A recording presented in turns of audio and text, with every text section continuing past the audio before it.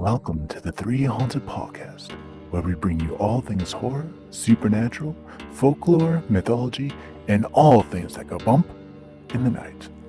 What's up, everybody? This is your co-host, Ashley Lunar Goddess, Gorilla Girl filmmaker and horror-loving cinephile. I'm just your average podcast-producing badass. I'm John Thomas. Some would say that I go a little too far with my love of all things horror, paranormal, and meta, but I say, talk nerdy to me, and I'm all yours. I'm BJ Sewura, an aspiring paranormal musician who plays live for the dead because the living just doesn't want to hear me.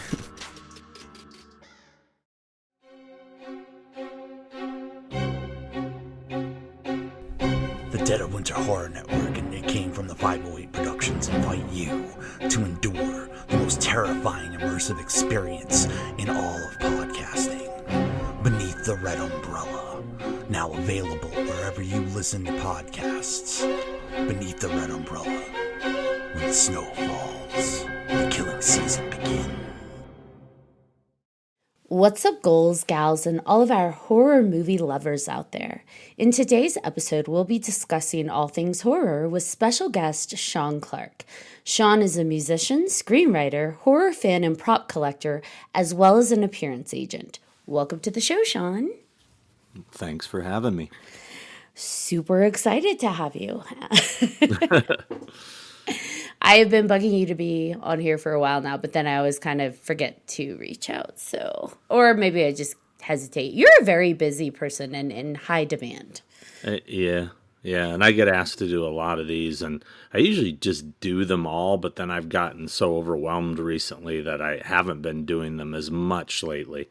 I still have quite a few people on me about it, so yeah, I let you sneak into the schedule.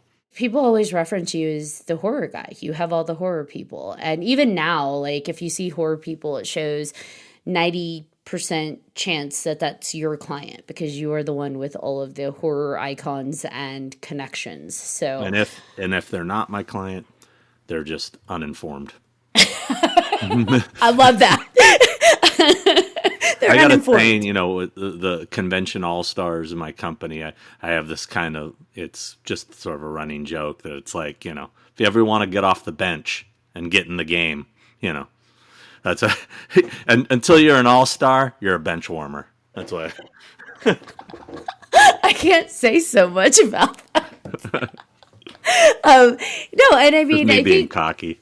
I love it though.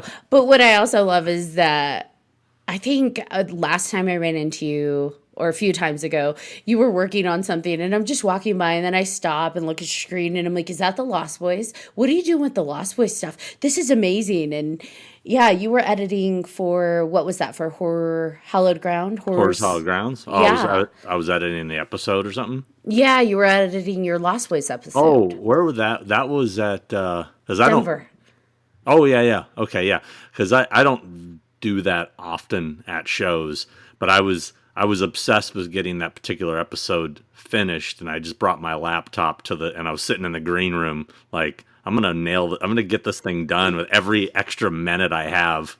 Although it's so frustrating trying to edit at a convention because I'll sit down, I'll start doing it, and like literally somebody will walk in and start talking to me.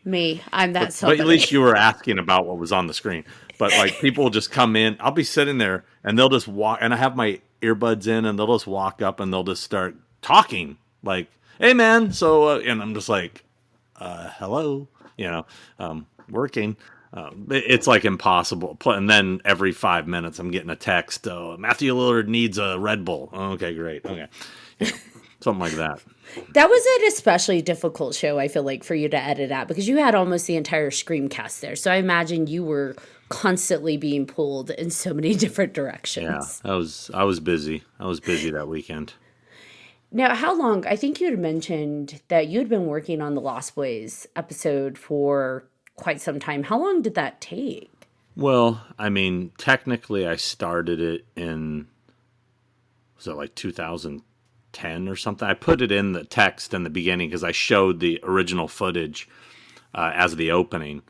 Because we started shooting it, and Corey Haim, who was a client of mine, had agreed to be in it. and he was going to do the Santa Cruz portion with me because the locations are spaced out. We were at the cave, which is also the cliff. The Lost Boys cave. That's in Palos Verdes, I think. And then you have the bridge, which is near Magic Mountain in Valencia. And then you have pretty much everything else. Well, minus the studio stuff at Warner Brothers. But there's pretty much everything else is Santa Cruz. So he was going to do Santa Cruz with me. He was going to go back to all those locations. I was super excited to do it. How cool is this? We walk around there with Haim and talk about it. Right. And then he died. We started filming the episode, and then he passed. And not only was a client, he was a friend, and it was so I just felt like, nah, I can't do this, and I just kind of stopped and moved on to other stuff. And then years later, I kind of thought, you know what, it's sort of unfinished business. I need to finish this, and I decided to go back and, whatever that 12, 13 years later. I don't even remember. I can't remember all the dates, but yeah, it took me a long time too. I went back to Santa Cruz a couple times because I came back. I didn't like certain shots. I realized I missed a couple things, and I'm one of these crazy perfectionists that I have to get everything right. And if I'm missing something, I'll sit on something forever. I'll give you a perfect example. I've been working on an Exorcist 3 Horrors Hallowed Grounds episode that I started filming in, I think, 2022, maybe. And then realized I missed some stuff. Went back in 2023. And then I've kind of put it on the back burner, and I was just trying to get it finished recently. And I realized that the interior of are you guys all familiar with Exorcist 3? Mm-hmm. Okay. So the opening of the film, where there's kind of in the church and the, papers are flying around and Jesus' eyes open and all that stuff on the cross, the interior of that church was really, I couldn't figure it out. I couldn't figure out where it was. I found the church, the exterior, which you see the outside of, and you also, the shot when the doors blow open and you can see outside in the neighborhood. It's a different church than the interior. It's a different place. And it's been driving me crazy trying to figure it out. And what makes it even tougher, I'm going off on a tangent, is there's some intercut shots from another church, oh, God. Which is the same church that you see later in the film that the priest works at, and it's the classic church from the original Exorcist in Georgetown University. They grabbed some single shots of windows or statues, and I'm like, wait, I know where that is. Wait, this isn't that church. And it's been driving me nuts. Anyway, I was just about to give up because I was starting to think, maybe it was a set. Maybe they built a set. I don't know, because there is a lot of sets in that movie. And I literally just found that church 2 days ago. What? And I got to go back to DC to get this DC. one, because I gotta finish. It's gotta be complete. It drives me crazy when I put something out and then I find something later. It just happened to me with my Near Dark episode, I put out a year ago. Right after I put it out, somebody messaged me and said, "Oh," because I was under the impression that there's a couple motels in the movie. One was definitely built for the film that they burned down, and they blew up or whatever. But the other one, I was like, that might be a real motel. It might have been a set. I don't know. Couldn't find it. Literally, a week after I put it out, somebody messages me, "Oh, that motel is here." And I look it up, and sure shit, there it is. I'm like, damn it. And it drives me crazy. But I do want to go out there and see it for myself, and maybe do a little follow-up video. But the problem is that episode did so poorly that I kind of feel like it's not really not too many people will care. I found the motel from Near Dark, But you care. But it makes me crazy, yeah. And then you don't want to like take your old episode and then edit in the new footage, because then on YouTube, then you if you take down the old episode, you're losing those views, and it just turns into a whole weird thing. So for these films, because you go back to films from like the 70s and the 80s, and I feel like that information's a little harder to come by. So how do you find that information of where things are built? And yes, that's a set, or yes, that's a live location. It's tough. I mean, especially for certain films. Like I've always wanted to do something with the movie Terror Train, right? I love that stupid movie. But if you know the movie, there's barely any locations in it. I mean, there's the opening bonfire scene where they go into some building, then it cuts to the train station platform, and then they're on a train the whole movie. I mean, there's really nothing. And I can't find anybody that knows where any of that shit was. But I did find so I'm putting something together. I found the train, the actual train they used in the film. So I found that, and I found the bridge that, spoiler alert, Kenny Hampton dies off of, and he pushes him out of the train car, and you see him fall from a bridge. I found that bridge, but that's it. So I'm trying to I would at least like to find, the bonfire scene with the building that they go into. You don't see much of anything though. It's like, I know it was shot in Montreal, Canada. That's all I know. So start using that network and just say, hey guys, find this for me. Yeah, I mean, you ask cast members, none of them they never remember, especially that far back. I mean, if I was to ask Jamie Lee Curtis where that was, she'd be like, oh, Jesus Christ, I don't, I was there one day. I don't know. There's no way she would know. There's no way. I mean, the only time you could do that is if you have somebody who kept maybe the, like the call sheets or something. Yeah. The call sheets that have the addresses, that's come in handy. Like Tom Matthews really helped me on Friday 13th Part 6, because he had all his call sheets that said the addresses. Oh, that's awesome. Like, yeah. Now, obviously, you've got a lot of connections with the horror world because you're an agent, but you also go to all of these locations. How did that even come about? What came first? Horror prop collecting, or it all kind of came together? God, that's I mean, I don't even know. I mean, I guess prop collecting came first because I bought my first prop before I ever went to my first filming location, and way before I ever became an agent. But I was just a horror fan, collecting stuff, collecting toys, collecting masks. I went to my first horror convention in 1988, I think, 88, 89, Fangoria Weekend of Horrors in LA.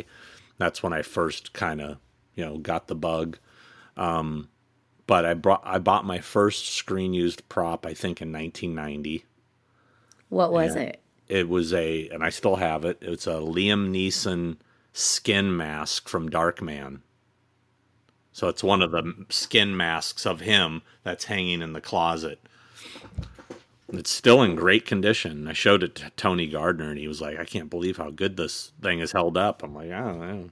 You made good stuff. But it was regular rubber latex. It wasn't foam latex, which tends to, to disintegrate over time. And then as far as horror locations, my first, and I kind of talk about this a little bit in my Dawn of the Dead episode. We went to our first out-of-state convention, which was the 25th anniversary of Night of the Living Dead, and it was called the Zombie Jamboree. It was in Monroeville, Pennsylvania, and it was at the convention center right across the street from the Monroeville Mall where they shot Dawn of the Dead. And back in 1993, that mall looked exactly like it did in the movie. The only thing that had changed is they had gotten rid of the ice skating rink. But when I went over there to check it out, we were super excited. We're going to see the mall from Dawn of the Dead. And when we walked in there, I had this weird kind of euphoric feeling of like a wave of nostalgia hit me, like you walked into your childhood home, but I'd never been there before. You know what I mean? Because I knew everything. I'm like, oh my God, you know, it felt like I'd been there, but I had never been there.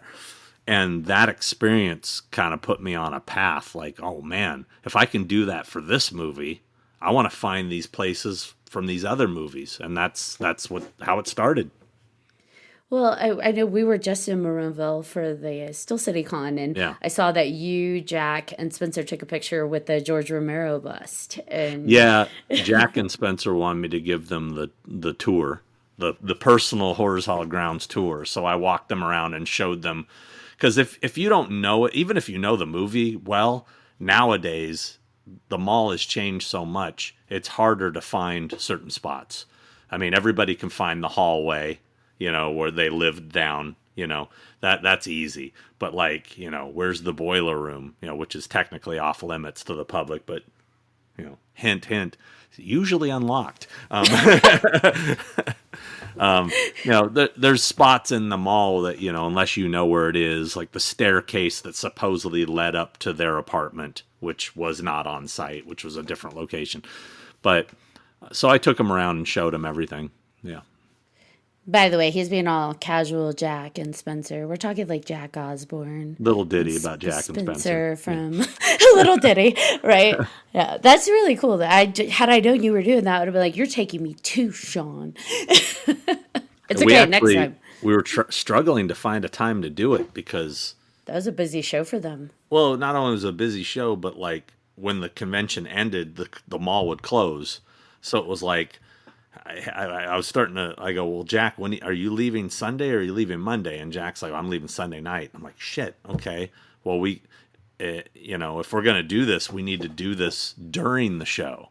So we actually like we cut away for like an hour and went across the street and did that and came back. Like speed tour. Yeah, they got the speed tour. That's awesome.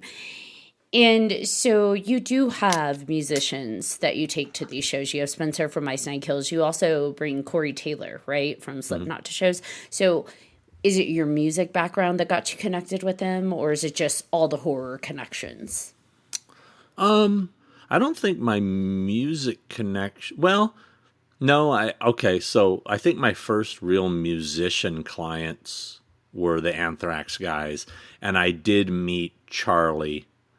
I didn't meet Charlie as a musician though. I met him because he's also a big horror fan. We met through the horror convention world is how he and I became friends, which then introduced me to the other guys, Scott and Frankie. And, but then like Scott introduced me to Corey because Scott and Corey Taylor are best friends. But like the Osbournes, that all happened through Jamie Kennedy because Jamie was friends with Jack Osbourne. And The connections. So one day Jamie said, "Hey, would you be interested in working with Jack Osbourne?" I said, "Fuck yeah, you know, why not?" So we did a couple shows together. I never brought up his dad. I brought up his dad, but I never brought him up as, "Hey, you think your dad would want to do conventions?" I'm not that guy, you know. We were at dinner one night after a convention. It might have been his second or third.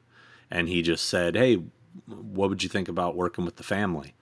And I said, "The family? Like dad?" You know?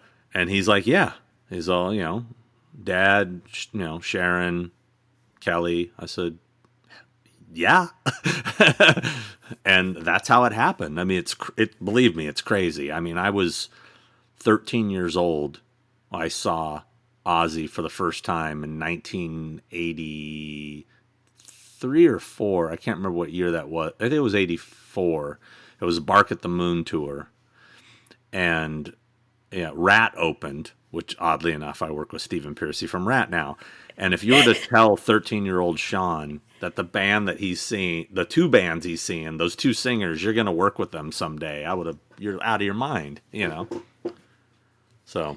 That's cool. I think I saw Ozzy But that was back when he was at Ozfest, and I was a teenager. But yeah, that was a fun show because actually Slipknot was there, I believe, as well. So one day I'm going to meet Corey. I feel like there have been a few shows that I've been, scheduled for that he's supposed to be at, and I'm like, yes, I'm finally going to meet Corey, and then he ends up not being able to go.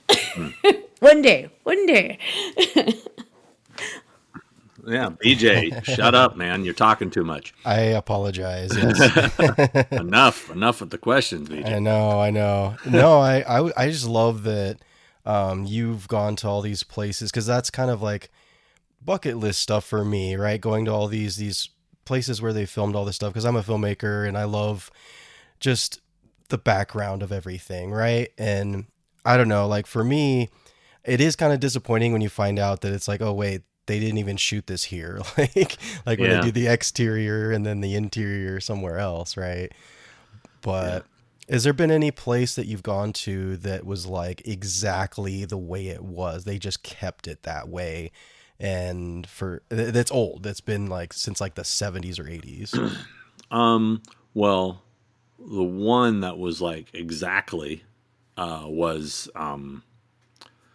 I don't know if you're familiar with the movie Session 9, but I basically allegedly broke into that insane asylum twice. And I mean, since it was an abandoned asylum, they shot there and, nothing changed afterwards. I mean, there's a famous scene where Josh, what's his name? Josh Lucas, he's finding the coins in that, like the bricks, they're coming through. I mean, that's still there. The opening's still there. And if you went on the other side, the funnel that they made to shoot the coins through was still attached. What? Like they didn't bother breaking anything down because they're, it's an abandoned asylum. That was surreal to be in there. That was crazy. I mean, it's a bummer it's been torn down. But my episode's really cool. I'm real proud of that one. That was a fun episode because I pieced together footage that I just shot in there as a fan with modern footage of me going back to where it used to be and all this stuff. And that was a fun episode to edit. As far as like a regular house or something like that, I mean, there are some, I mean, I don't know this isn't horror, but that episode I just did, the Brady Bunch house. Mm-hmm. I mean, that, obviously those were sets and they recreated it. But goddamn, when you walk in there, you feel like you're in the fucking show. I mean, it was bonkers, man. I was really tripping. I could tell how happy you were to be doing that one. Oh my God. Because it was one of those ones that I was just like, I'm never going to get in there, because it's some rich lady who bought the house, literally like her own personal dollhouse. Like she doesn't live there. She literally just keeps it, that she can walk in there and get excited like I do when I walk in my toy room, but on a much grander scale. She bought a whole house, but it's not open to the public. And, it's just crazy that my buddy dumb lucked into bumping into her and talking to her, and she was super cool and it just worked out, and I was lucky enough that he, let me come with him. But let me think, other ones. I did have another question. Yeah. It was when you were talking about the asylum. Mm-hmm. Have you ever, and also you were talking about Dawn of the Dead, but have you ever gone to a place like if you feel the movie, you feel the set, you feel like that you're there, but have you also felt anything else there? Like a paranormal situation? No. Anything like that? No? Well, the only play, and I don't believe in that stuff, so I'm not the best guy to, but I want to believe in it. I'd love more than anything to have something like that happen. I invite it. There was one unexplained thing that happened. My ex-wife and I stayed at the Stanley Hotel in Colorado, where King got the inspiration to write The Shining. It's also where they shot the miniseries. By the way, I have a massive Shining episode that's going to cover the book, the film, and the miniseries I've been working on for a long time, which I'm going to hopefully have out by the end of this year. Or this year now. This year. This year. Yeah. But anyway, we stayed in what was supposedly one of the most haunted rooms. Requested that, looked into it, booked it. And one thing that happened that was really bizarre, that was 15 years ago. I can't remember what room number it was off the top of my head, but it was a corner room, I think on the top floor. And at some point, we were sitting in bed, and it was like,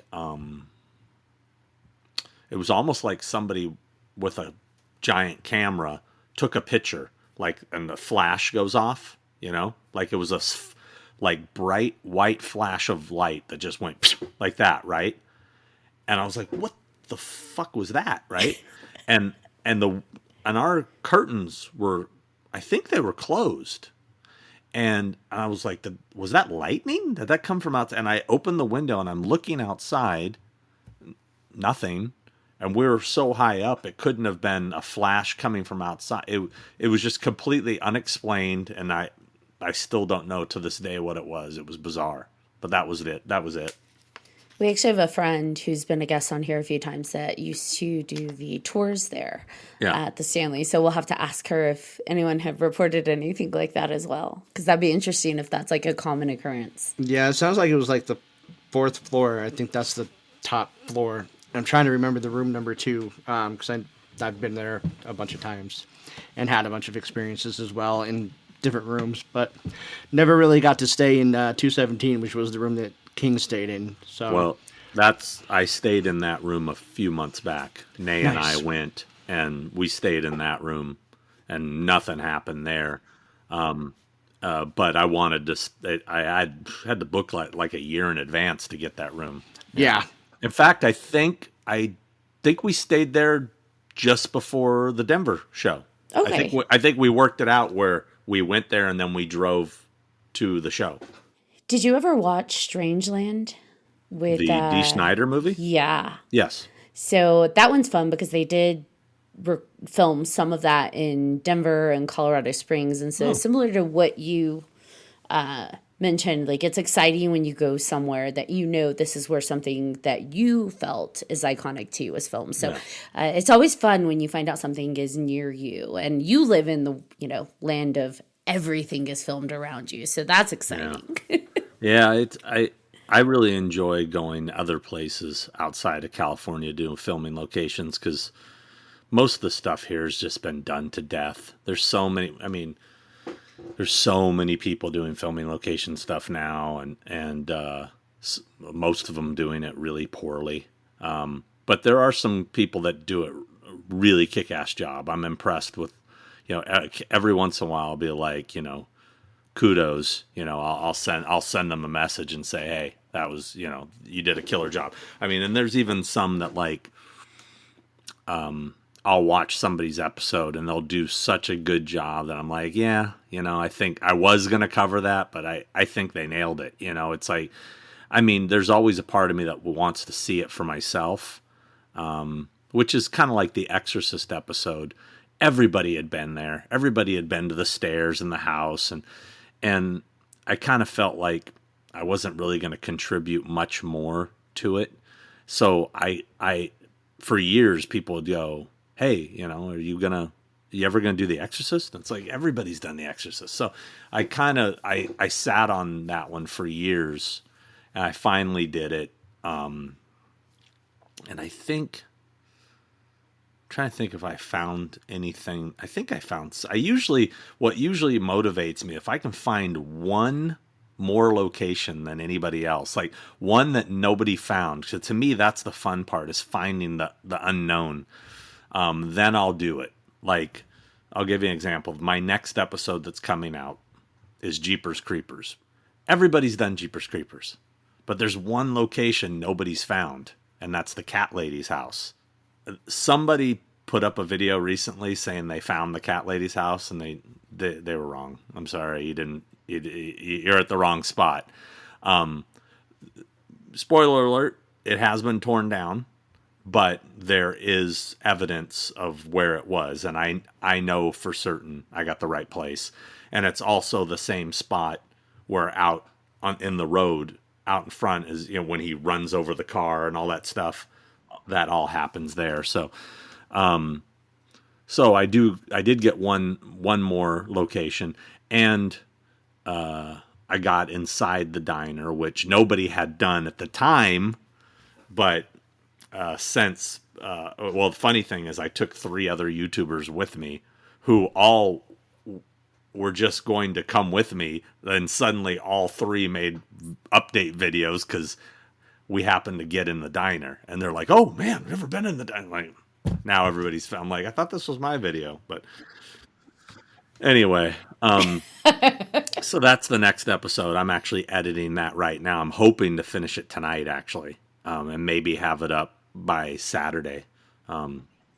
Yeah, it's That'd be awesome. it's a little shaky. It's not my best episode. There's some sound issues. There was a lot of wind for some reason, and it's one of those ones. I shot it in 2023, I think, and then went back, found the cat lady's house, went back, shot that in 2024.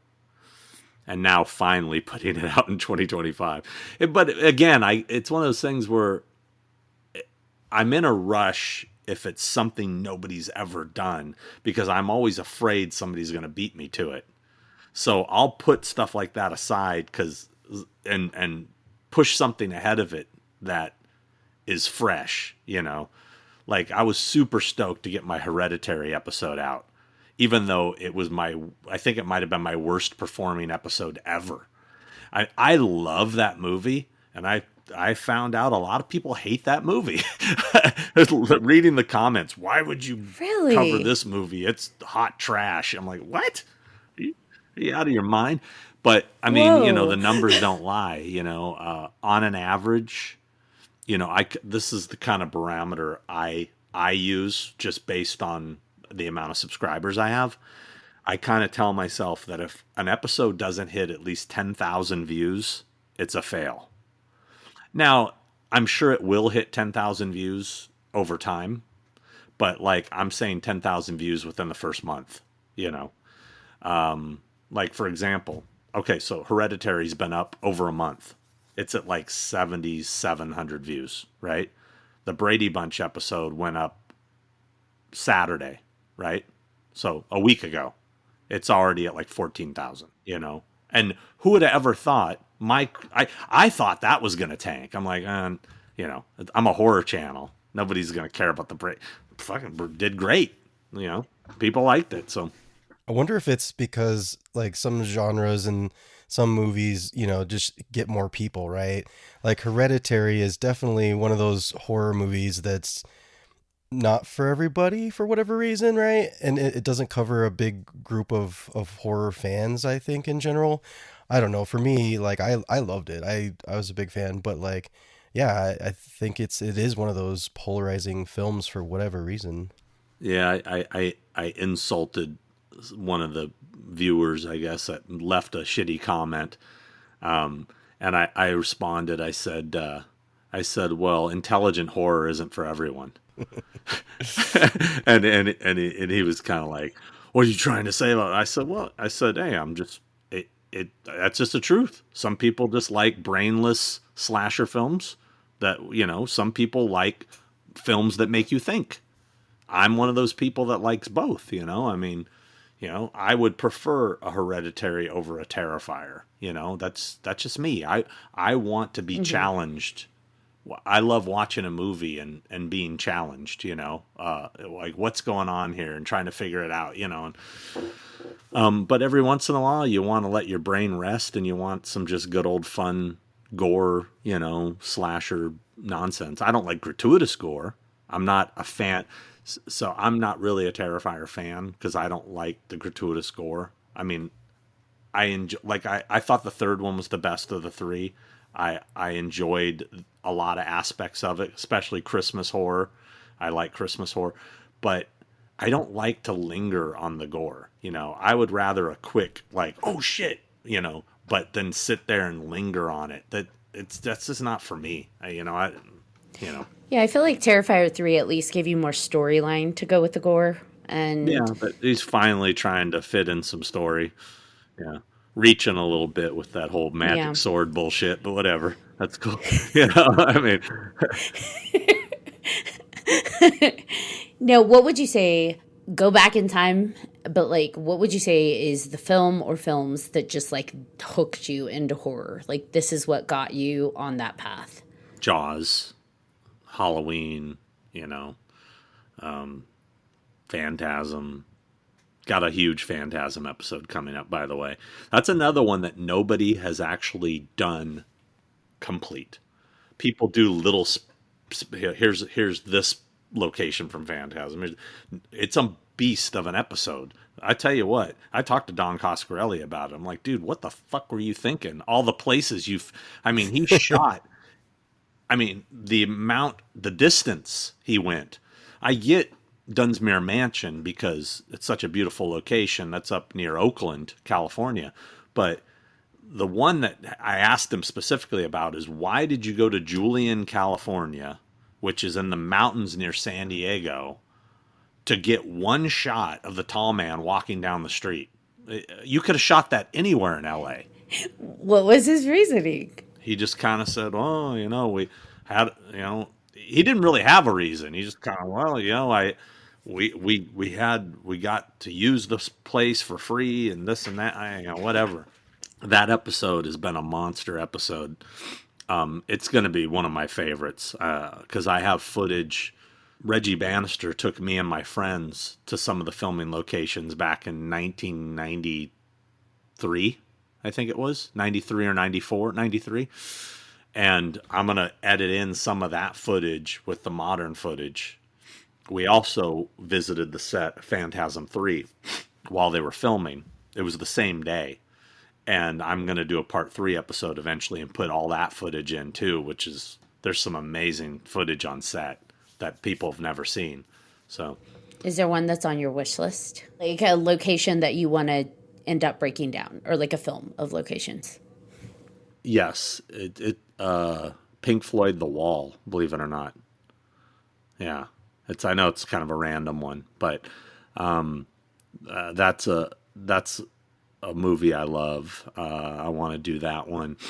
I don't know. Terror Train. Yeah, that one. I've been, because I do non-horror stuff too, right? So one that I've been researching that I really want to do that I'm shocked nobody has ever done is Porky's. No one's ever done Porky's? No. Wow. Now, the funny thing is, I don't want to screw myself by saying this if somebody's going to try to jump me on this one. But for years, the rumor has been that the school had been torn down. It's not. It wasn't. I found it. So it's still there, but it's in Miami. I got to get to Florida, so just trying to figure out when I can make that happen. When you go to Spookala. Well, what I'm going to do, I'm going to plan a trip to Miami for sure. I'm going to do Porky's, and at the same time, I'm going to do Tobe Hooper's The Funhouse. Now, mind you, there isn't hardly shit from that movie. Because it was all an empty lot that they put the carnival on. But I know where it is. I know where the lot was. Also, I found one of the roads they used, and this is getting really nerd. Even probably Funhouse fans, most of them don't even know this. But if you watch the TV version of the Funhouse, the house the kid and his sister live in is a different house than in the theatrical version. They completely different scenes if you've ever seen the TV version. So I found that house in Miami from the TV version, and the theatrical version, I know where that house is. It's a set, but it's on a famous lot. It's an existing house they use for tons of stuff. So it's going to be a short episode, but I do want to cover that just to cover it. So I figured that's also in Miami, the Funhouse stuff. So I'm going to try to bang both those out at the same time. And then the trick is getting on the lot for the other house, because it's not easily accessible. I've tried multiple times, but... I love how you talk about everything. It's like finding buried treasure, right? Like you're on a treasure hunt and nobody knows where to find it, but I found it, right? Like that's so awesome. And then you just make a story out of it, and I think that's amazing. Have you done anything like outside the US specifically that you just loved, that there was something that just brought you there? God, yeah. Yeah, I mean, I spent a week in the UK with a buddy of mine who's also a film location nerd who lives in the UK. And his name's Rich. And we had mapped out a ton of things. And that weekend, or that week rather, I shot American Werewolf in London, Clockwork Orange, Shaun of the Dead, Slaughter High. There was another one on that trip. I'm forgetting. Young One's House we did. I think there was another one I'm forgetting, but I think I've put them all out now. But, going to some of those, especially when you're in a different country, is just so cool, Especially, like, being out. This was a prior trip when I was in Wales for a convention in Manchester. We drove out to Wales, which was like 4 hours. Didn't realize how far it was. But we went out to the moors from the opening of, when they're backpacking, where the truck drops them off and they're walking down the road. Santa Lucia, that whole, Yeah. and it's crazy seeing it in person, and it hadn't really changed, out. It's just beautiful countryside, that was nuts. That was crazy being out there, out in the middle of nowhere, Yeah, and it maybe makes you feel like that movie just even more, right? I feel like that's part of it. Because all you have to see in the film is what your TV is showing you. But when you're in it and you're looking around, you get that. It just makes that film even more like intense for those scenes, right? Yeah. I feel like that's a big draw for all of the people that watch all of these things that you do. It's great. Yeah, it's sometimes I'll do a random thing that, like, I really liked that. I just thought it was so much fun, that movie Willy's Wonderland, with Nicolas Cage. And my buddy Grant Kramer produced that film. He also played Willy in the film, it had a cameo in it as the regular version of Willy in like the flashbacks or whatever. So I asked Grant, I go, where did you guys shoot that? And he told me it was in Georgia. and he gave me the addresses for everything, right? So I was already planning a trip to Georgia to shoot Rob Zombie's Halloween 2 and Little Darlings and Friday the 13th Part 6. And so I added it into my trip and just knocked it out, because there was only like 4 locations in Willy's Wonderland. It wasn't that many. But the place that was Willy's Wonderland was an abandoned bowling alley. And, like a year after I did that, they tore it down. So it was like I might have been the only guy that ever got to see it, and that episode surprisingly is done very well. Yeah. I thought Willy's Wonderland was better than Five Nights at Freddy's. Sorry, Matt. Oh, Sorry, absolutely. Matt. I agree. Yep. Nope, I agree. I love you, but I do like that your worlds connect, though, because you have like Matt Lillard, then you have Spencer, who are like, I know Spencer is super into horror, but they're, kind of different avenues. And didn't they merge to do like a branding together? Like, is it clothing? I can't remember. They did a merch drop thing, and technically that's because of me. because I introduced them.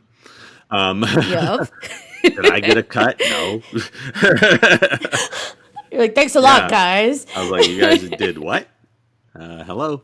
But it's funny. Spencer and I became friends because of Horror's Hallowed Grounds. He was a fan of Horror's Hallowed Grounds, and I had no idea who Ice Nine Kills was. And this is before they were big, before they got big. And one of the girls that works for me, Tina, was a huge fan of the band, like going way back. And one day she calls me and she's like, oh my God, Spencer Jarness just commented on one of your posts. I'm like, Who? yeah. And she said, you need to get him as a client. You need to. I'm like, I've never even heard of these guys. It's like, I mean, it's hard enough to book musicians into conventions as it is, unless you're iconic. It's kind of not really worthwhile, So I'm like, never even heard of these guys. So I checked them out, and I was like, they're pretty good, and I like what they're doing, and it does mix in the horror genre. And I saw he had a pretty good following, and I was like, well, let's give it a shot. So I reached out to him, and he being a big horror nerd, we obviously hit it off quickly, and he was super into this stuff. And actually, we're supposed to do an episode together. We keep talking about it, and I probably should get on that. We're going to do Idle Hands and have Devin Sawa go with us as well.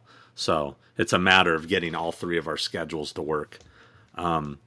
But anyway, that's how that relationship started. And fortunately for me, they suddenly started getting very popular, Oh yeah, his line was insane.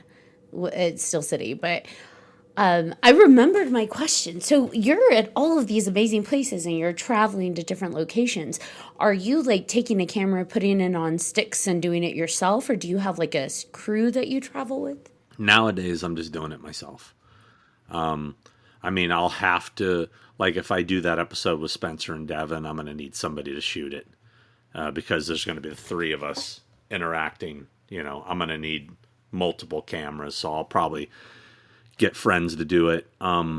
Used to, in the early days of Horror's Hallowed Grounds, when it was much more professional, we had a crew, and we were doing it for like Scream Factory and stuff, so it wasn't YouTube. Now, during the pandemic, I got motivated to just start doing it again on my own, and then all the guys that were my crew have moved on to bigger and better things.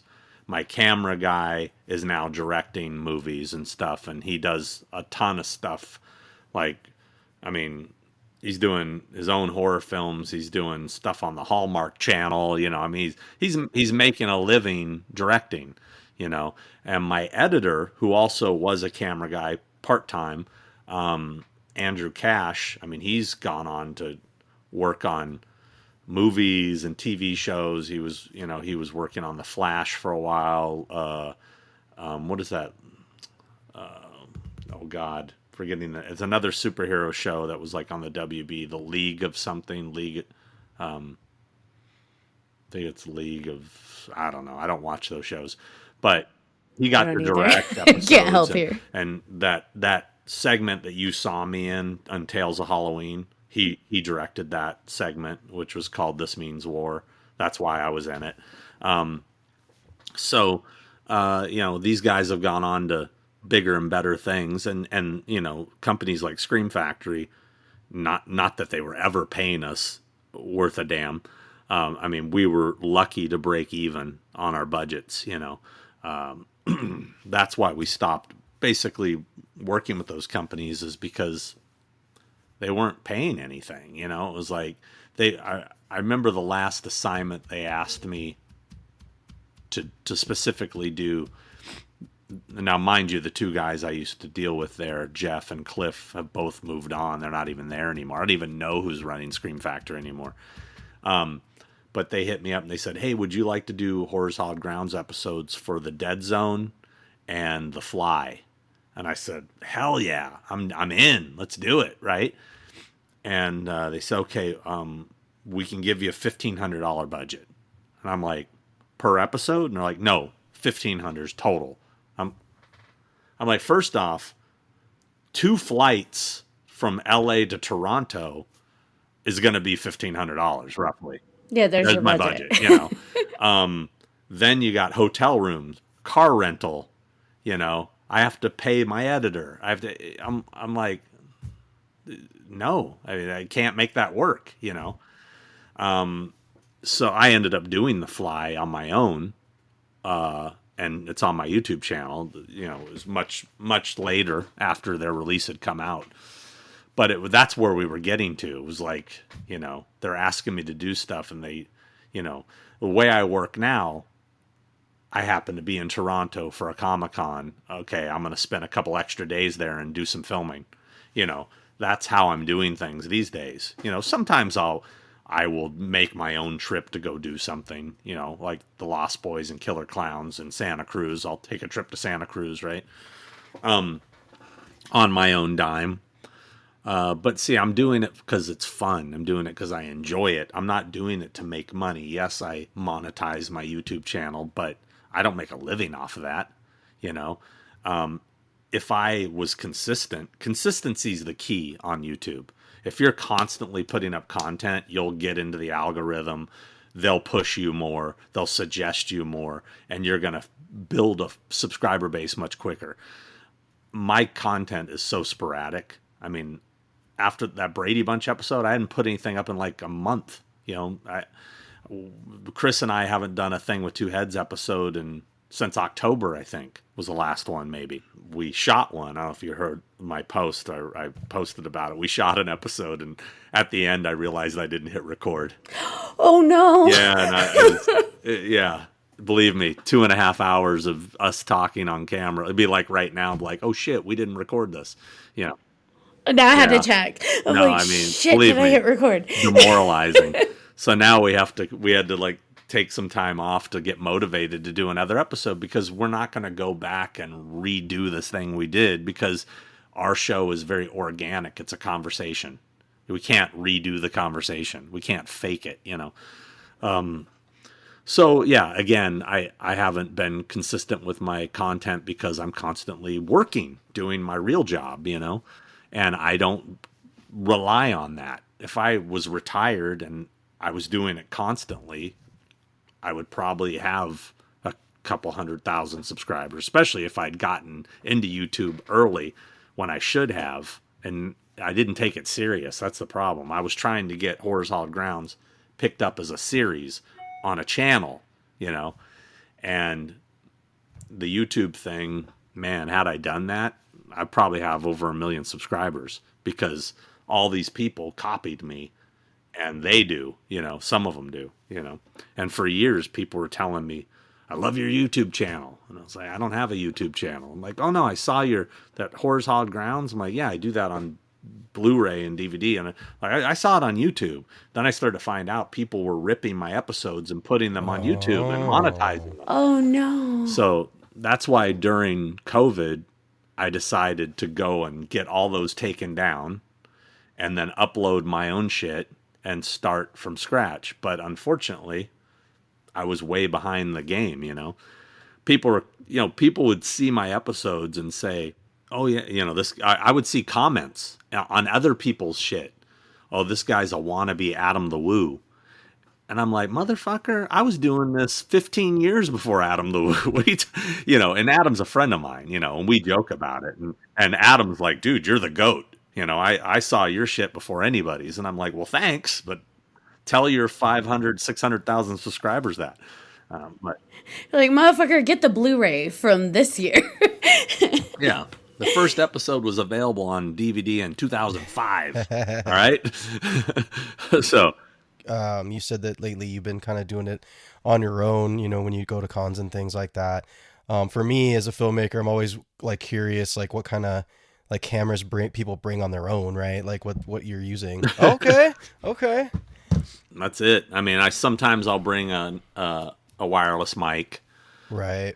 because it's loud or whatever, just to walk around, better quality. Yeah, it's good to have as a backup because sometimes, like you'll see on my Jeepers Creepers episode, I got some wind sound I didn't realize I was getting, where if you have one of those, it usually doesn't pick up wind. Yeah. It's just a pain in the ass, and I try to be discreet. That's the other thing that's great about this, is you can walk into a place. Nowadays, everybody's on their phone doing stuff. Nobody questions it. You walk in with a camera, people are like, excuse me, what are you doing? Immediately, right? Where's your permit? That's a good, yeah. So that's why I prefer this. People have said to me, hey, you're going to upgrade to like this and that. I'm like, no, because I want to be not disturbed. I just want to do my thing, and I don't want to have to ask for permission. I don't want to have to. I'd rather just go in and do it and get out. Yeah. Sometimes you have to ask for permission. It's inevitable sometimes, but and I've gotten very lucky. But that's the other thing. Even when asking permission, if you're just got this, people are a lot more cool about it than if you got a camera. Then they're like, ooh, I got to talk to my supervisor and blah, blah, blah. I mean, especially if you're in California and LA, it's always like, well, you need a permit. You need it because everything, everybody's hip to the filming thing, Right. And they all want permits. They want insurance. Are you kidding me? For what? Come on. You're like, it's my phone. Yeah. And here's another trick. I never say I'm filming. I always say, hey, can I take some pictures? Because they don't know if you're taking pictures or you're filming. I just say take pictures. Technically, I'm taking pictures, just a lot of them, very rapidly. A moving picture. Exactly. Moving pictures. Just a lot of them, rapidly. Yeah. I love it. Now, you mentioned it, but I'm going to go ahead and circle it back because I know you have to start wrapping up. Where can people find episodes of Horrors, Hallowed Grounds, and The Thing with Two Heads? On my YouTube channel, which is just my name, Sean Clark, but the link is at Malfunction. Originally, I was calling the channel Malfunction, and then I realized that was really hard to find for people that you got to get the spelling correctly, and so I just changed the channel name to. I was trying to come up with a cool name, all these people got these cool names. But everybody kept coming back to like, dude, people know you. Just put Sean Clark. Just put your name. Just, they'll find you. And I'm like, okay. And it seems to be working. I don't know. I've got a pretty good subscriber base for as little time as I've been on YouTube, It grew pretty fast. And it's all real, I see some of these fucking YouTubers that are buying, they're bots. They're buying subscribers. There's this one channel I watch. I'm not going to say who it is, but they're not in the filming location thing. It's more prop centric, and I watched it. And one day they went from 1,500 subscribers to 21,000, and that happened like in a span of a couple days, right? And it has not moved since then, and that's been 6 months at least, right? And the funny thing is, it's a podcast, and the guys even said it in the podcast. Oh, wow. Have you noticed our subscribers? Wow, people are going to think that that's fake. And I mean, they even like said it out loud. It's like, dude, it totally is fake. Don't try to think like one of your videos went viral, because the proof is in the pudding. The amount of views. Look at the amount of views. If this guy's got 200, maybe 1,500 views a video tops, you ain't got that many subscribers, It's like I see conventions do it too. There's one convention that I don't work with. Maybe their name was mentioned earlier. That their Facebook page has like 100,000 subscribers. I know for a fact they bought those. In fact, the former partner said they bought those. He told somebody that, and it's clear when the comments are like 100 people and you have like 100,000 followers. Okay, that's real. Yeah, I feel like buying subscribers doesn't actually drive what you need for like the monetary. So like it's not going to get you that. It doesn't at all, because they're not real. They're not watching your content. So you're not going to get the monetary value of it. It's a perception thing. These guys I'm talking about, the prop guys, for example, I think were feeling deflated that their thing wasn't catching on, because these guys are pretty well-known people in the industry and their shit isn't catching on. It's interesting, but that's a very small circle of people that are into this shit. You know what I mean? So you can't expect it to be crazy, but they use that to try to get advertisers. Like, oh, look, they got like 21,000 subscribers. So, we should advertise with them. I would like to point out that I have never, ever, ever heard a bad thing about you. Exactly. Ever. And I've been at a fuck ton of these shows. That guy's full of himself. You might hear that shit, but you're never going to hear that guy lied to me and ripped me off or did anything shady. You're never going to hear that about me. Guarantee you're never going to hear that about me. If you do, it's completely fabricated, and it'll be from one person, But anyway, Tracy Morgan, I thought, had one of the best quotes I ever heard. It was on the Howard Stern show. He was asking them about all the haters. And Tracy Morgan said, he goes, if they ain't talking about you, then you ain't doing anything right. And it's like, that's the truth. If they're out there talking about you, then you're in their head. You're living rent free in their head. You know what I mean?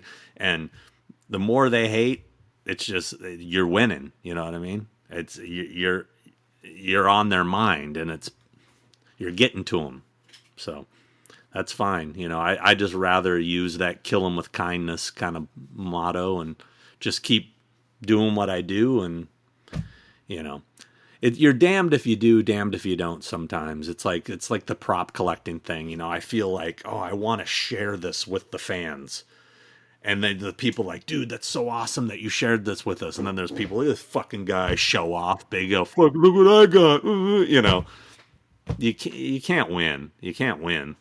Oh, I love it. And I love seeing you at events. And I know you're like pretty quiet and to yourself. And then I come run in a room and, take you by surprise by giving you a big ass hug. But, that's what I do. So yours is like, hi, Ashley. Yeah. All right, guys, do we have any final thoughts before we let Sean go? Because I know you had a time. I was trying to respect. No, I just want to say thanks for coming on. Like, I appreciate your perspective. It's great. Like, just, you can tell that there's just a passion behind all the things that you're doing. Just the love for horror. Like, I see myself being that type of person where if I go to a different city, well, what movies were shot there? like that's what you look for first, instead of like, what restaurants can I eat at? I mean, you'll do that too, but also like, where can I film? Right. I think that's great. I remember one of my favorite stories is when I first went to Europe for the first time. I think it was in 2002. Maybe it was 2000 or 2000. It was somewhere in between 2000 and 2002. I can't remember. But I went on a trip with my ex-wife, my best friend, and his wife. We did like a couples trip. We did a week in London, a week in Italy, a week in France, a week in Spain. We did a whole month. It was brutal. But the thing that was funny about that trip was they all wanted to go see like the sights, Big Ben, and I'll be like, I'll go see Big Ben. It was in 28 days later. Yeah, okay, that kind of shit. But I was all about, I want to see where they shot Clockwork Orange. I want to see where they shot The Omen. I want to see American Werewolf in London. And we literally are splitting off, and I was going by myself, and those three were going to museums and shit like that. It's like, I don't care about that stuff at all. I mean, I feel bad that, I'm not really into history if it's not connected to a movie. You know what I mean? It's I don't know. I feel bad about it, but it's like I went to that museum in Chicago, and the whole time I'm like trying to find the Ferris Bueller's Day Off spots. That's all I cared about. Like, okay, yeah, that's a cool painting. Okay, let's go over here. And I'm looking around trying to find, So, whatever. Like, I remember we were in France. I was going somewhere, and they were going to what is it called? The Louvre. The Louvre, yeah. Where they have the Mona Lisa. I'm like, yeah, have fun. I'm not interested. That's awesome. Okay, but movies are a part of history. They shape people that's it. and culture. So you are into history, just a specific avenue of history. A specific type of history. Yep, and I'm here for that because I'm the same way. Yeah. Like, like we're going to Yosemite to stay at the Anawani, where it was the interiors of The Shining was inspired. I've been there before, been a couple decades ago, but I'm finally going to film it for my Shining episode. And I know Nay is going to want to see nature stuff and trees and waterfalls. And I'm all right. Well, it's good. I mean, I'll do it. I'll do Of it. course. We're putting it into the trip, but my heart is in the hotel. So. All right, John, do you have anything? I do not. I just want to say thank you again. Like BJ said, very cool to see other people and hear other people's stories about filming locations. One of the places that I want to go to is Stu Macher's house. I know it's an Airbnb now, I think, still. Yeah, well, kind of. They do it. Yeah. Well, let me tell you, we're eventually going to do an event there. It's something that's been in the works. Very cool. It's just a matter of time. Yeah. So should wait for that. Definitely. So wait for that. Wait for the Yeah, event. wait till I bring Stu back to Stu's Hell yeah. house. Oh, that'll be cool. Yeah. All right, John Thomas, do you want to bring us home? Yes, I do. Thank you again to Sean for coming on. It's always great to hear everybody's stories that comes on and has love for horror films or any film, TV show at all. And thank you to our listeners for listening to this episode of 300 Podcast. With your host, I'm John Thomas. I am Ashley Lunar Goddess. And I'm BJ Segura. If you have any questions, comments, or episode suggestions, please feel free to email us at 300podcast@gmail.com. And if you haven't done so already, please like, follow, and subscribe to all of our social media. You don't want to miss amazing guests like Mr. Sean.